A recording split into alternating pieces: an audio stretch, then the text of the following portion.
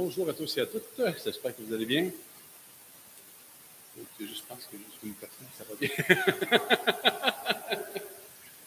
Alors, je suis bien heureux d'être ici encore cet après-midi. On va prier que le Seigneur qui puisse tout simplement nous diriger dans sa parole. On va tourner dans Jean chapitre 1 et on va lire les versets 44 à 51. Jean chapitre 1, verset 44 à 51.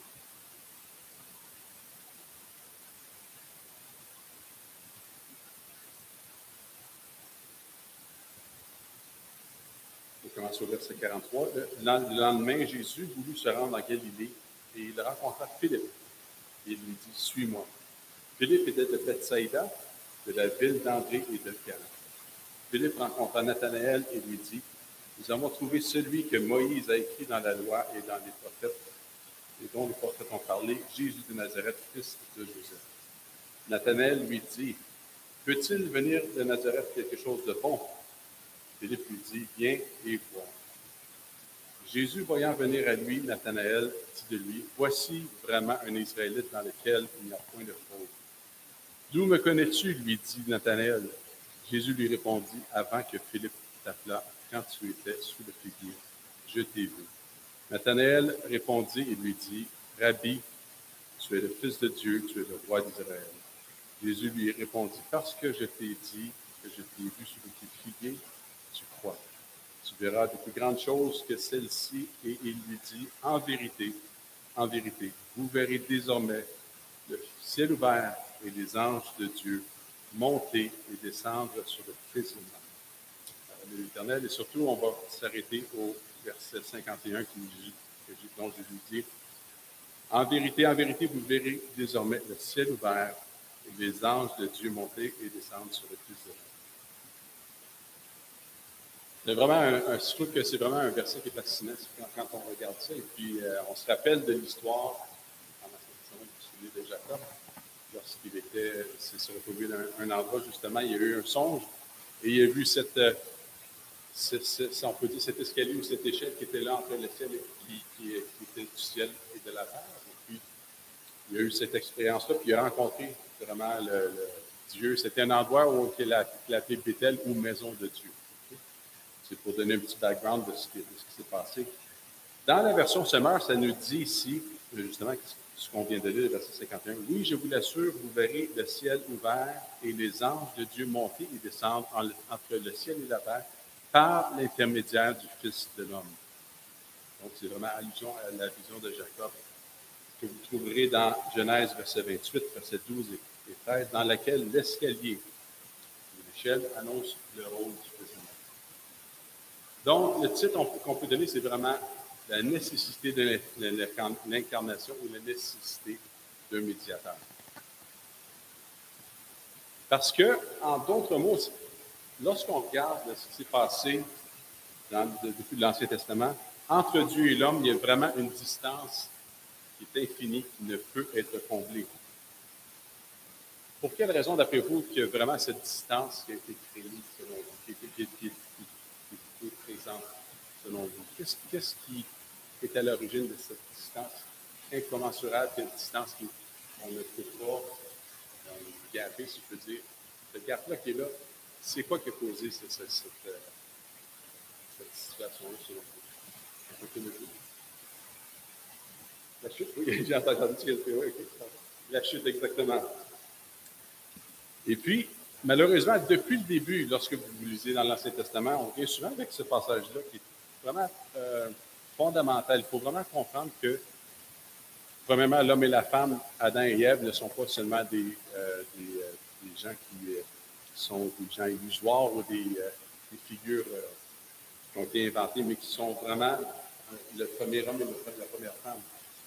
Et puis, dès le début, lorsque Dieu avait promis de pourvoir à tous leurs besoins, de demander de dominer sur la terre, etc., donc, ils avaient tous ces arbres-là qui étaient à leur disposition, sauf un arbre que Dieu avait demandé de cultiver, c'était l'arbre de la connaissance du bien et du mal. Vient ensuite celui qu'on appelle Satan, le serpent, qui met le doute dans le cœur, dans la pensée de l'homme et de la femme, en disant, Dieu a-t-il réellement dit? Et puis, on s'aperçoit que lorsqu'il mentionne cette déclaration-là, il dit que, en d'autres mots, il dit que Dieu était menteur. Il dit que Dieu, ce qu'il dit, c'est pas vrai. Il dit que même que si vous mangez le fruit de la connaissance du bien et du mal, dans une des versions, ça dit « vous serez comme des dieux ». Et la version Semeur, ça nous dit « vous serez comme Dieu, décidant vous-même ce qui est bien ou ce qui est mal ». Alors, ce qui est arrivé lorsque l'homme et la femme ont désobéi, ont plutôt écouté la voix de l'ennemi, de Satan, ils ont obéi, dans le fond, à une illusion. C'est l'illusion de l'autonomie. L'illusion de l'autonomie, c'est de croire que vraiment, si on croit ce que Satan dit, on va vraiment être indépendant, on n'aura pas besoin de Dieu, en d'autres mots. On va être Dieu pour nous-mêmes. Être Dieu, en d'autres mots, c'est quoi les caractéristiques de Dieu, du vrai Dieu, le Dieu créateur? Nommez-moi quelques caractéristiques de lui, entre autres. Il connaît tout, oui, exactement. D'autres choses. Il est omniprésent. OK. D'autres points? Est-ce que Dieu a un commencement? Donc, Dieu n'a pas été créé. Dieu est par lui-même. OK? Alors, l'illusion, Dieu, lui, n'a pas besoin de personne. Lorsque Dieu a créé l'homme et la femme, il n'avait pas besoin de personne. Il était bien en lui-même, il était éternellement béni. Il y avait vraiment cette relation entre le Père, le Fils et l'Esprit qui était là. Mais lorsqu'il a décidé de créer l'homme, c'était pour sa gloire. C'était pour que l'homme puisse le servir et être adorateur de Dieu, mais aussi il lui a donné le mandat d'être responsable aussi de gérer la terre. Alors, lorsque Satan lui dit, ben, vous serez comme Dieu, c'est un mensonge, c'est une illusion. Malheureusement, dans ce cas ici, l'homme et la femme ont trébuché, ont chuté, et ils ont cru ce mensonge-là, pensant que par eux-mêmes, ils peuvent savoir ce qui est vraiment bien et ce qui est vraiment mal. Non, le bien et le mal est déterminé seulement par le Créateur et seulement par Dieu. Alors, malheureusement, l'homme et la femme ayant chuté, ils ont été coupés de la relation avec Dieu. On l'a mentionné dans d'autres prédications. Et puis, c'est vraiment ça le problème majeur. Le vrai péché, c'est vraiment d'être séparé de Dieu. Tous les autres péchés qu'on appelle l'avarice, la convoitise, l'adultère, le vol, le meurtre, ce sont tous malheureusement le mot fruit n'est peut-être pas bon, le bon terme, mais ce sont les conséquences aussi du péché. Donc, ce sont les péchés qui ont été manifestés à cause du péché de la séparation entre l'homme et Dieu. Alors, mais l'illusion va plus loin, c'est que non seulement on n'est pas indépendant, on est dépendant maintenant du père du mensonge, de Satan. Puis dans Jean 8, Jésus ne parle, il dit que Satan est le père du mensonge. Satan est aussi celui qui est meurtrier dès le commencement. Parce que c'est en ayant oublié la voix de Satan que l'homme et la femme ont connu la mort vraiment spirituelle et par extension la mort physique aussi par la suite. Donc, nous sommes pourtant dépendants, comme je dis, esclaves de Satan. Nous croyons au mensonge du diable et sommes menteurs. Nous nous mentons nous-mêmes. Et puis, on a l'impression du fait qu'on pense qu'on est vraiment indépendant, on est Dieu de notre vie, de nous-mêmes, on pense que tout nous est dû. Et puis, pourtant, on est de simples amas de terre et tout ça. L'apôtre, on va tourner dans 1 Corinthiens chapitre 4, verset 7. L'apôtre Paul nous dit quelque chose de vraiment important.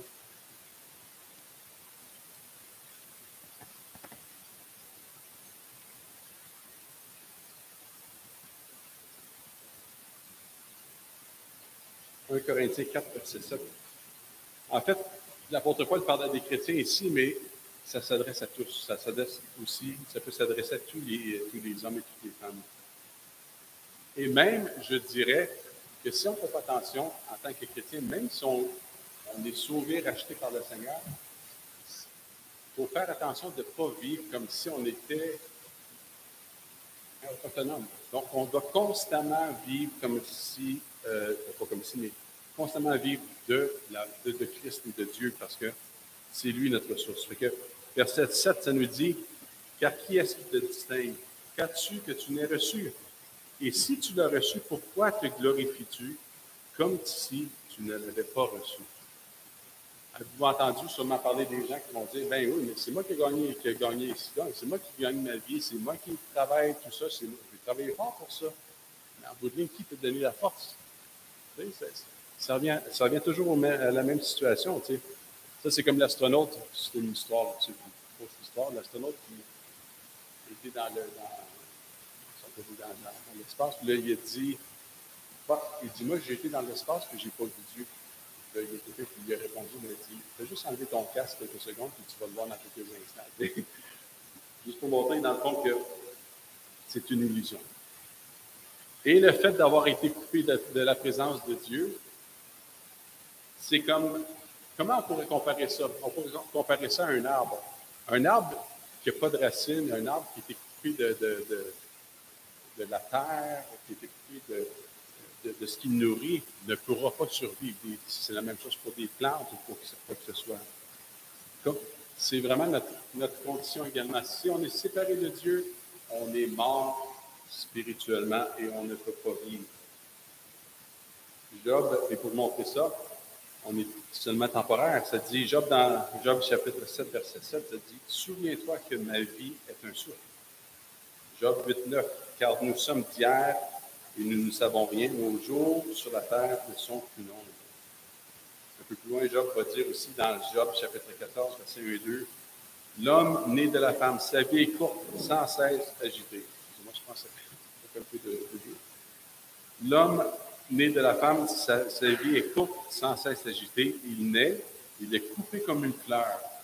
Il fuit et disparaît comme une ombre. Donc, rappelez-vous d'une fleur qui a été coupée de la terre. C'est sûr qu'elle va sécher, elle ne perdurera pas. Vous avez l'exemple dans Psaume 90, nos vies sont vraiment comptées. Nos jours sont comptés. Vous allez voir dans Psaume 144, verset 4 aussi, dans Ésaïe 40, verset 7 et 8. Et Psaume 103, verset 15 et 16 nous dit, « L'homme, ses jours sont comme l'herbe, il fleurit comme la fleur des champs. Lorsqu'un vent passe sur elle, elle n'est plus, et le lieu qu'elle occupait ne la reconnaît plus. » Alors, sans la vie de Christ, sans la vie que Dieu nous donne, on est comme cette fleur, ces fleurs-là, on est comme un arbre qui est déraciné. On va connaître la déchéance, on va connaître tout simplement une mort, non seulement physique, mais on va connaître une mort éternelle. Alors, c'est pour ça que c'est important de savoir comment pouvoir régler cette situation-là entre la distance qui est infinie entre Dieu qui est dans les cieux et l'homme qui est sur la terre. On doit aussi retrouver cette solution-là pour qu'on puisse retrouver la connexion, si je peux dire, la communion avec celui qui nous a créés. On va lire dans le chapitre Ésaïe 55, verset 8 et suivant. Ésaïe chapitre 55, verset 8 et suivant.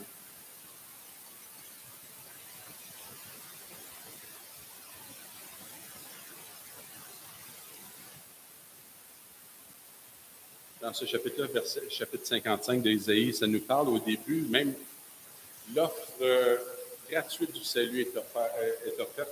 Donc, ceux qui ont faim, ceux qui veulent manger, ils peuvent venir en achetant gratuitement. Donc, c'est un pléonasme, mais en d'autres mots, l'offre du salut est là.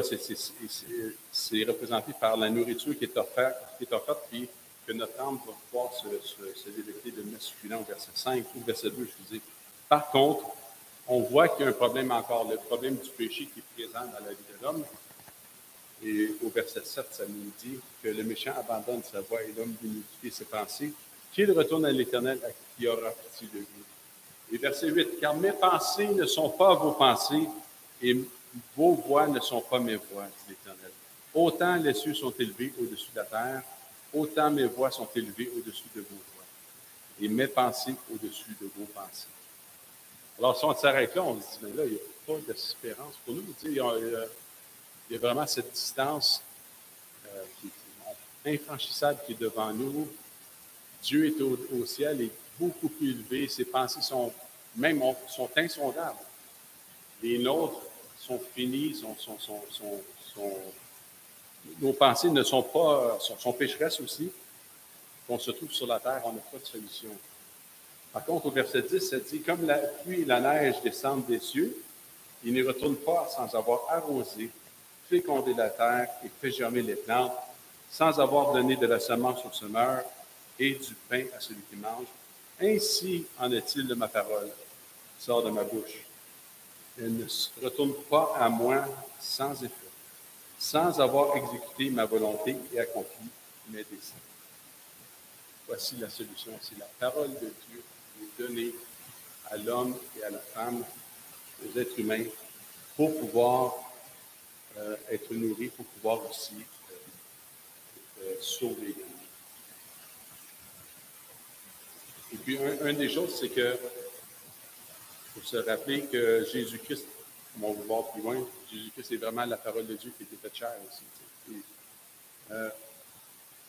quand on parle aussi que la parole de Dieu ne revient pas à Dieu sans avoir fait son effet, il faut se rappeler que même lorsque la parole de Dieu est enseignée et présentée à des gens, il y a des gens qui vont la refuser. Paul parle à un moment donné, il dit qu'on est une odeur de vie pour certaines personnes. Donc on a besoin des ambassadeurs, on a besoin des prédicateurs qui sont là. Pour certaines personnes, lorsqu'on annonce la parole, Dieu va les toucher. Pour d'autres, ils vont simplement manifester qu'ils n'ont pas été élus non plus. Et puis, c'est vraiment, la parole de Dieu va avoir eu son effet dans leur cas aussi. Nous, on va être comme des gens qui sont une odeur de mort pour eux dans leur cas également. Alors, notre péché et la nécessité d'envoyer sa parole qui aura son effet, on vient de le voir. C'est là que notre texte de Jean 1, verset 51 devient important. C'est que Jésus-Christ, dans le fond, par l'incarnation et dans l'incarnation, c'est lui qui est l'échelle entre le ciel et la terre. Christ possède les deux natures, divine et humaine, qui permettent le rapprochement, la réconciliation entre Dieu et l'homme. Je vais juste vous citer 2 ou 3 puritains. Est-ce qu'il y en a qui connaissent certains puritains qui, peut-être que vous avez lu des puritains? Jonathan Edwards, entre autres. Un qui s'appelle Stephen Charnock. Ici, il y a, pardon? Oui, c'est ça, exactement. Les attributs de Dieu, effectivement. Donc, si vous avez l'occasion de lire les puritains, ils ont vraiment des bons. Ce sont des érudits de la parole de Dieu qui nous, par ce qu'ils écrivent, ils nous bénissent vraiment. Il y a aussi Herman Bavinck qui résume, qui écrit ce miracle de l'incarnation qui dit « Il nous est totalement incompréhensible que Dieu se révèle et, dans une certaine mesure, se fasse connaître aux âmes créées. L'éternité au sein du temps. » Pensez, Dieu qui est immense, qui est éternel, qui n'a pas de commencement, fait éruption dans le temps. L'immensité dans l'espace aussi. Dieu, les cieux ne peuvent pas le contenir, mais par l'incarnation, le mystère et aussi le miracle de l'incarnation, Jésus entre dans l'espace. L'infini dans le fini, l'immuabilité dans le changement, le je suis dans le je deviens. Ça veut pas dire que Dieu change.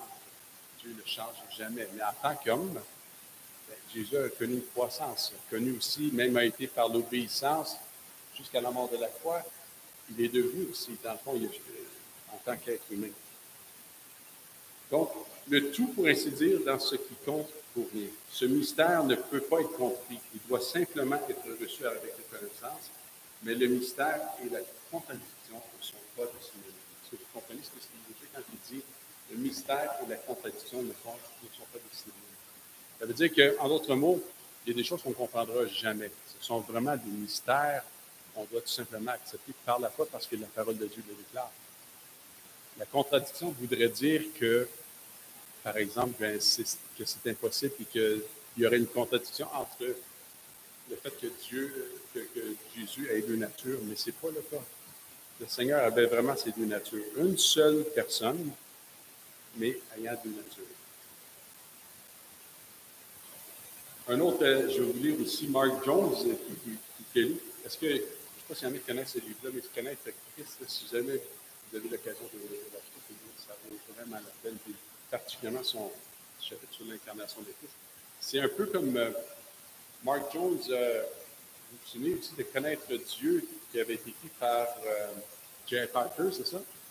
Lui, il a voulu se concentrer plus sur les attributs de Christ dans ce cas-ci. C'est vraiment bien. Et Mark Jones nous résume un petit peu ce que c'était aussi le conseil de Chalcédoine, que je vais vous lire rapidement ici. Le conseil de Chalcédoine. Encore là, on peut juste l'accepter par la foi. Des choses qui nous dépassent. Pour montrer à la fois que Jésus avait cette nature divine et cette nature humaine. Donc, en résumé, ça nous dit, suivant donc le Saint-Père, nous enseignons unanimement que nous confessons un seul et même Fils, notre Seigneur Jésus-Christ, le même parfait en dignité et le même parfait en humanité. Le même vraiment Dieu et vraiment homme, composé d'une âme raisonnable et d'un corps, consubstantiel au Père. Consubstantiel, ça veut dire de la même substance que le Père, selon la divinité, et le même consubstantiel à nous, selon l'humanité. En tout semblable à nous, sauf le péché, avant les siècles, engendré du Père selon la divinité, et au dernier jour, le même engendré pour nous et notre salut de la Vierge Marie, Mère de Dieu selon l'humanité, un seul et même Christ, Fils, Seigneur, l'unique engendré, reconnu en deux natures, sans confusion, sans changement, sans division et sans séparation. La différence des natures n'étant nullement supprimée à cause de l'union, la propriété de l'une et de l'autre nature étant bien plutôt gardée et concourant à une seule personne et un seul hypostase, un Christ ne se fractionnant ni se divisant en deux personnes, mais un seul et même Fils, unique et engendré, Dieu, Verbe, Seigneur Jésus-Christ, selon que depuis longtemps, les prophètes lui ont enseigné de lui, que Jésus-Christ lui-même nous l'a enseigné et que le symbole des pères nous ont transmis. Vous imaginez combien de temps que ça a dû avoir pris pour avoir essayé de définir un peu de cette façon-là, de façon synthétique, c'est ça, puis claire aussi. À la fois, il y a des choses qui se résument ici, qui sont dites, mais qu'on ne peut pas comprendre encore une fois. La seule chose qu'on peut savoir, c'est que réellement Dieu était véritablement Dieu, et Christ était vraiment véritablement Dieu et véritablement homme. Concernant le verset 51 qu'on a lu tantôt dans Jean chapitre 1, qui disait que Jésus déclarait que désormais vous verrez le ciel ouvert et les anges de Dieu monter et descendre sur le Fils de l'homme. Il y a un autre auteur qui s'appelle Adam Clark, qui dit le ciel ouvert. Cela semble être une expression figurative. Le Christ peut être compris par cette parole comme signifiant qu'une révélation claire et abondante de la volonté de Dieu devait maintenant être faite aux hommes. Que le ciel lui-même devait, pour ainsi dire, être ouvert, et que tous les mystères qui avaient été enfermés et cachés de toute l'éternité, relatifs au salut et à la glorification de l'homme, devaient maintenant être pleinement révélés. Et car les anges de Dieu qui montent et descendent, il faut entendre qu'un rapport perpétuel devait désormais s'ouvrir entre le ciel et la terre par l'intermédiaire du Christ, qui était Dieu manifesté dans la chair. Notre bienheureux Seigneur est représenté en sa qualité de médiateur, comme l'ambassadeur de Dieu auprès des hommes, et l'ascension et la descente des anges sur le Fils de Dieu est une métaphore tirée de la coutume d'envoyer des courriers ou des messagers du prince à son ambassadeur dans une cour étrangère et de l'ambassadeur au prince. Cette métaphore recevra une lumière considérable lorsqu'elle sera comparée à 2 Corinthiens, chapitre 5, versets 19 et 20, que vous connaissez tous. Car Dieu était en Christ, réconciliant le monde avec lui-même, en n'imputant point aux hommes leurs offenses. Et il a mis en nous la parole de la réconciliation. Nous faisons donc les fonctions d'ambassadeurs pour Dieu, comme si Dieu exhortait par nous. Nous vous en supplions au nom de Christ, soyez réconciliés avec Dieu. Alors, c'est vraiment par Jésus-Christ que tout ça est possible, que cette réconciliation entre le ciel et la terre est possible. Seul par Christ qui est pleinement Dieu, pleinement homme, Donc, pleinement Dieu, parce qu'il n'a pas péché, il n'a jamais péché non plus, il est éternel également. Pleinement homme, parce que il devait se faire homme aussi, pour que l'homme soit racheté également, mais vivre une vie sans aucun péché. Un peu plus loin, si on se souvient aussi de la prière du Notre Père, ça dit que ton règne vienne, que ta volonté soit faite sur la terre comme au ciel. Donc, la venue de Jésus sur terre est l'irruption du règne, du royaume de Dieu en qui la volonté parfaite de Dieu est accomplie. Le déjà, mais pas encore. Il vit, meurt, ressuscite et est glorifié et reviendra pour rétablir toutes choses. Notre résurrection d'entre les morts, notre réunion avec lui, les nouveaux cieux et une nouvelle terre, la nouvelle Jérusalem descend pour la consommation finale de toutes choses où la volonté de Dieu sur la terre sera en parfaite harmonie avec celle du trône céleste de Dieu. La dernière fois, on a vu vraiment que quand Jésus-Christ se trouve tous les trésors et les mystères, les trésors de la sagesse de Dieu aussi, dans Colossiens chapitre 2, versets 9 et 10, plutôt Colossiens chapitre 2, versets 1 à 3 plutôt. Colossiens 2, versets 9 et 10, car en lui habite corporellement toute la plénitude de la divinité. Vous avez tout pleinement en lui, qui est le chef de toute domination et de toute autorité. Un verset qui est vraiment intéressant aussi, c'est qu'une fois que Jésus est venu sur terre, il est mort, il est ressuscité, comme on l'a dit, il a été glorifié.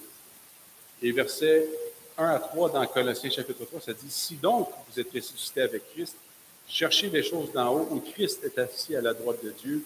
Affectionnez-vous des choses d'en haut et non celles qui sont sur la terre, car vous êtes morts et votre vie est cachée avec Christ en Dieu. » Donc, le Christ ressuscité, on est placé en lui. Dans Éphésiens, Paul en parle encore une fois, il dit que nous sommes assis dans les lieux célestes en Jésus-Christ. Maintenant, par la venue de l'homme, par de l'homme parfait, par la venue de Jésus-Christ, Dieu fait homme, par sa mort, sa résurrection, maintenant, on se trouve dans la présence de Dieu. Il n'y a plus rien qui peut nous séparer de lui. Puis on a maintenant un accès auprès du Père qui est là et qui est libre pour chacun d'entre nous. On est passé du Père du mensonge au Père des Lumières. On a été adoptés en Jésus-Christ. Donc, notre but, c'est d'apprendre à penser les pensées après lui. Et puis, cela prend du temps de nous défaire des anciens raisonnements, des faux raisonnements d'autonomie du Père du mensonge. La Bible nous dit qu'il n'y a rien d'impur qui pourra entrer dans la présence de Dieu. Vous en souvenez, je pense que c'est dans l'Apocalypse, ça le mentionne. Comment est-ce qu'on peut se présenter maintenant dans la présence de Dieu, nous qui sommes, oui, sauvés, rachetés, justifiés, mais toujours pécheurs, à la fois pécheurs et justes? Selon vous, pourquoi on peut se présenter maintenant dans la présence de Dieu?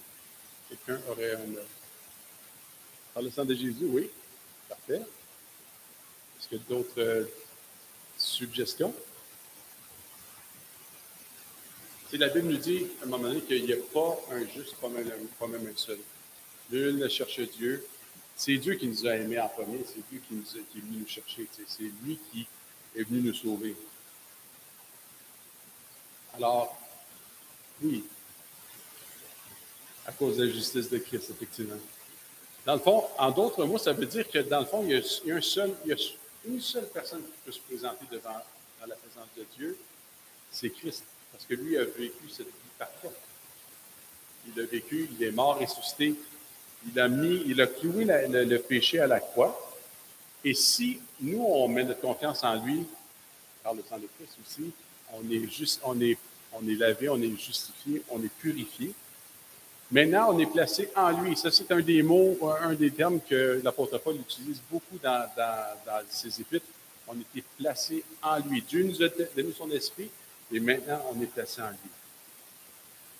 Donc, Dieu fait homme est venu en chair pour vivre une vie parfaite sans péché et mourir pour le péché des siens à notre place, pour clouer définitivement le péché à la croix, pour ceux qui ont mis leur confiance en lui, morts avec lui par la foi, ressuscité avec lui et en lui, assis dans les lieux célestes. Il n'y a qu'un seul juste qui peut se présenter dans la présence de Dieu, Jésus-Christ fait homme. Et maintenant, nous qui avons été placés en lui et qui possédons son esprit, nous sommes dans sa présence en lui et pouvons nous approcher du trône de Dieu en lui sans aucune contrainte et sans aucune crainte d'être condamné au jugement. En ressuscitant des morts, Jésus prouve sa victoire sur le péché et Satan, donc il prouve sa victoire sur le péché et sur Satan, et glorifié à la droite du Père, il élimine désormais le gap ou l'écart infini et infranchissable entre le ciel et la terre. Jésus, en tant qu'homme vainqueur du péché et de la mort, entraîne à sa suite tous les hommes. Il permet que l'homme soit glorifié en lui et entraînant à sa suite plutôt les croyants de. Donc, j'ai mal lu, je veux juste le relire encore. Ça dit ici, en ressuscitant des morts, Jésus prouve sa victoire sur le péché et sur Satan, et glorifié à la droite du Père, il élimine désormais ce gap ou l'écart infini et infranchissable entre le ciel et la terre. Jésus, en tant qu'homme, parce qu'en tant que Dieu, il a toujours été vainqueur, en tant qu'homme vainqueur du péché et de la mort, permet que l'homme soit glorifié en lui en entraînant à sa suite les croyants. C'est ce qu'on appelle aussi la glorification de l'homme aussi. Donc, ça veut dire que maintenant, on est placé dans les lieux célestes. Mais c'est juste à cause de Jésus-Christ. Et puis, Jésus-Christ, homme, ne disparaîtra jamais non plus. Maintenant, il y a vraiment un homme qui est sur le trône de Dieu, qui règne en tant qu'homme aussi. Dieu règne, a toujours régné, mais là, en tant qu'homme vainqueur, il va toujours demeurer là. Alors, ça, c'est aussi une image aussi entre l'époux, qui est Jésus-Christ, et l'épouse. Okay. Nous, on est ressuscités avec lui, on fait partie, on fait un avec Christ.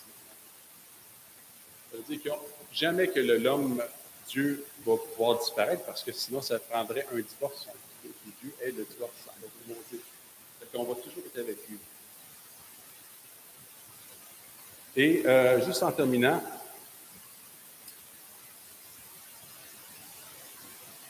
dans Matthieu 4, verset 4, vous connaissez tout le verset, toute parole, Christ, la parole de Dieu, a vécu de la parole en tant qu'homme.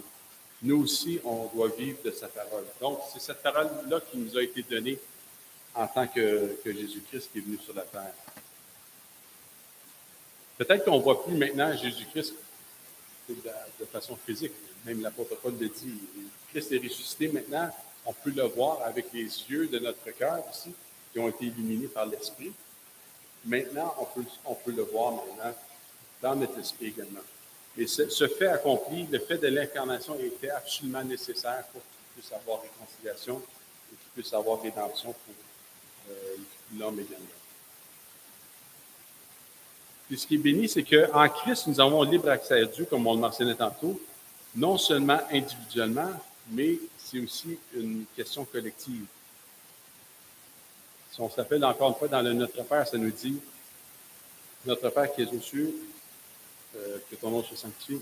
Dans le fond, c'est notre Père et non seulement le Père de Jésus-Christ, c'est notre Père. Jésus, un peu plus loin dans un des évangiles, lorsque la femme pleurait qui cherchait Jésus, il dit « Femme, pourquoi pleures-tu? Qui cherches-tu? » Puis un peu plus loin, elle s'aperçoit que c'est Jésus et non le jardinier. Puis il dit « Mais va trouver mes frères et dis-leur que je monte vers mon Père et votre Père, vers mon Dieu et votre Dieu. » Hébreux, chapitre 4, verset 14 à 16, ça dit « Ainsi, puisque nous avons un grand souverain sacrificateur qui a traversé les cieux, Jésus, le Fils de Dieu, demeurons fermes dans la foi que nous professons. Car nous n'avons pas un souverain sacrificateur qui ne puisse compatir à nos faiblesses. Au contraire, il a été tenté comme nous tous en toutes choses, sans commettre de péché. Approchons-nous donc avec assurance du trône de la grâce, afin d'obtenir miséricorde et de trouver grâce pour être secouru dans nos besoins. » Donc, c'est vraiment Dieu a non seulement racheté des individus, mais s'est racheté un peuple également. Des individus qui forment ce nouveau peuple que Christ s'est racheté par son incarnation, sa mort et sa résurrection. Et ce qu'on peut dire, c'est que, comme on a vu un peu plus haut dans Jean chapitre 1, à un moment donné, lorsque Nathanaël dit « Est-ce qu'il peut venir quelque chose de bon? » On peut encourager les gens à faire un peu comme Philippe a dit, bien, il a tout simplement dit « Viens et vois ». Donc, ceux qui ne connaissent pas le Seigneur, on peut leur dire aussi ah ben je ne crois pas vraiment que Dieu existe, je ne crois pas vraiment que j'ai besoin d'un sauveur. En fait, nous, notre rôle, c'est vraiment de faire comme Jean-Baptiste qui pointait vers l'agneau de Dieu, mais aussi comme Philippe qui disait, viens et vois celui qui donne la vie. Et puis nous, c'est notre responsabilité en tant qu'ambassadeur pour Jésus-Christ. Dernier point aussi, je vais faire une citation également d'un auteur qui s'appelle Renaud Genevoix, en parlant de Christ, qui mentionne que Christ est le médiateur d'une nouvelle alliance et plus excellente que celle dont les hommes de l'ancienne alliance étaient les médiateurs. Ça, vous pouvez le voir dans Hébreux 8, verset 6. Il est le médiateur d'une nouvelle création qui confère à ces médiations un caractère eschatologique. Et cette médiation de la nouvelle création est double. Elle est individuelle, donc, titre 3, verset 5, mais aussi universelle. On peut le voir dans Matthieu, chapitre 19, verset 28. Christ n'est pas seulement venu réconcilier les hommes avec Dieu, et inversement, mais il est également venu restaurer toutes choses. Si cette œuvre est déjà en marche depuis sa venue et sa mort, elle sera pleinement effective le jour de son retour. Cette réalité devrait nous amener à élargir encore notre vision biblique du monde. En effet, si Christ n'est pas seulement notre médiateur personnel, mais également le médiateur de la création, alors nous devrions adopter une interprétation christocentrique de l'univers. Cela implique deux choses pour nous. D'abord, nous pouvons nous approcher avec assurance du trône de la grâce. La médiation du Christ devrait nous motiver à toujours plus lire la Bible, prier et chercher la présence de Dieu. La médiation du Christ devrait nous amener à une relation plus profonde avec Dieu. Ensuite, nous devrions faire preuve d'un zèle plus profond. Si nous sommes image de Dieu, tout comme Christ l'est, comme c'est écrit dans Colossiens 1, verset 15, alors nous sommes appelés dans une certaine mesure à reproduire sa médiation dans notre vie de disciples en parole et en acte. Ainsi, nous devrions dominer, comme c'est écrit, là, comme censé de faire l'être créé à l'image de Dieu, nous engager dans une société, dans notre travail, dans notre quartier, être présents pour notre voisinage. Et nous devrions également annoncer l'Évangile sans relâche. Les mandats culturels et missionnaires qu'on ne peut séparer sont des moyens de médiation pour être conformes au Christ médiateur. Dans le fond, en d'autres mots, ça veut dire que maintenant que le ciel et la terre ont été joints par Jésus-Christ, maintenant, on était l'objet de cette bonne nouvelle, on était transformés. Maintenant, c'est à nous de pouvoir annoncer le message de l'Évangile autour pour que tous les autres puissent aussi bénéficier de cette jonction entre le ciel et la terre, sachant qu'un jour, puis vous en souvenez dans Apocalypse chapitre 22, ça je vais vous le lire aussi, qu'est-ce que ça nous dit lorsque, je pense que c'est 21, Apocalypse chapitre 21, une belle image de quand Jésus prie, il dit que ta volonté soit faite sur la terre comme au ciel. Ça dit, Apocalypse chapitre 21, puis je vis un nouveau ciel et une nouvelle terre, car le premier ciel et la première terre avaient disparu, et la mer n'était plus. Et je vis descendre du ciel, d'auprès de Dieu, la ville sainte, la nouvelle Jérusalem, préparée comme une épouse qui s'est préparée pour son époux. J'ai entendu du trône une voix forte qui disait, voici le tabernacle de Dieu avec les hommes. Il habitera avec eux et ils seront son peuple et Dieu lui-même avec eux. Donc, on voit vraiment cette image, si on peut dire, entre la nouvelle création, donc le nouveau ciel, nouvelle terre qui descendent vers nous, et il n'y aura plus de séparation à ce moment-là. On va être constamment dans la présence de Dieu et ça ne sera plus le déjà, mais pas encore. Ça va être le maintenant. Et puis Dieu nous appelle à ça. Dieu nous appelle à vivre dans sa présence pour toujours. Et c'est la raison pour laquelle le Seigneur s'est fait chair, sans quoi il aurait été impossible pour l'homme d'être racheté. Puis un dernier point, c'est une petite citation de Dietrich Bonhoeffer qui mentionne par rapport aussi que nous aussi, on est appelés des médiateurs pour les hommes qui nous entourent. Ça dit, Jésus-Christ n'est pas seulement le médiateur entre Dieu et les hommes, mais aussi entre les hommes et les hommes. Cela veut dire que quand je regarde quelqu'un, c'est avec les yeux du Christ que je devrais le regarder. Et quand quelqu'un me regarde, c'est Christ qui devrait voir. Alors, si on peut prier le Seigneur qui nous accorde d'imager Jésus-Christ, d'imager l'homme parfait dans le fond. L'homme, la vraie image de Dieu, c'est Jésus-Christ, qui habite maintenant en nous par son esprit. De plus en plus, par la sanctification, Dieu nous appelle à la sanctification. Et puis on peut le faire, on peut s'approcher de lui en toute confiance.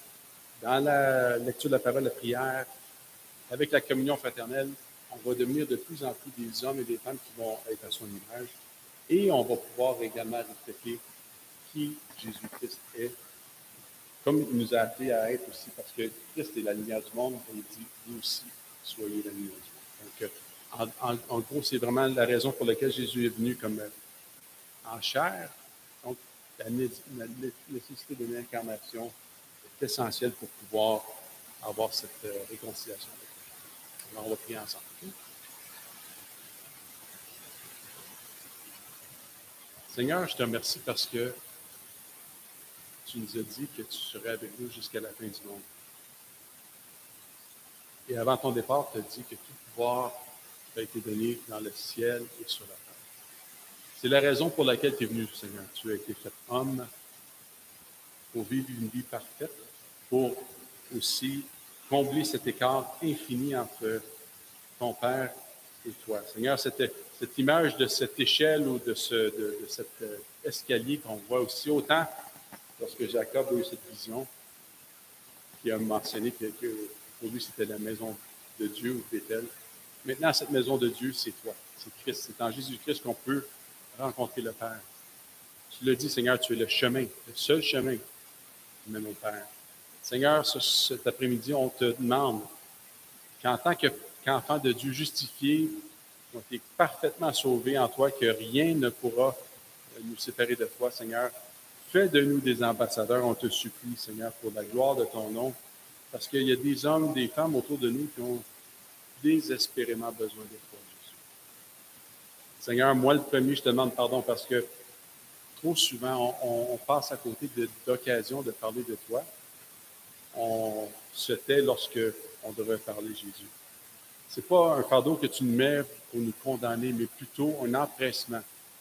Seigneur, donne-nous cet empressement, ce zèle aussi pour les hommes, les femmes, parce qu'il n'y a aucune façon de s'en sortir vivant de cette vie hors de toi, Seigneur.